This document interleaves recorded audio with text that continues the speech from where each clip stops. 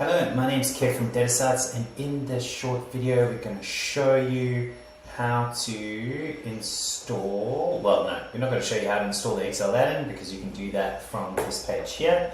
And then when you have it installed, we're going to show you basically how you can upload multiple products at the same time to your DIA, or multiple DIAs if you want, but usually just one DIA.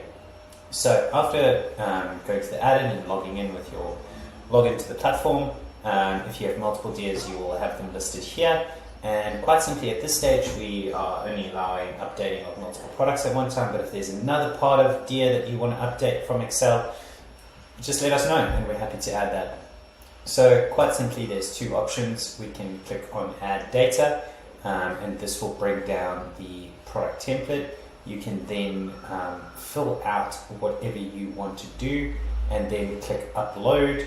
I'm not going to do it now because I don't want to push any data in, but trust me, we've got lots of clients that use it and it works wonderfully well. So whether it's pricing or particular attributes or the brands or the categories or whatever it is. And then the other part that I'm just going to highlight is that we've built in a way to search by SKU. So if your SKUs start by MLF and the full numbers are 1000 or whatever, this will do a search for all products containing those letters. So if you search that and say you've got 10 products that start with MLF or contain the letters MLF, that will then populate these 10 rows. You can then make amendments and then hit upload again and off you go.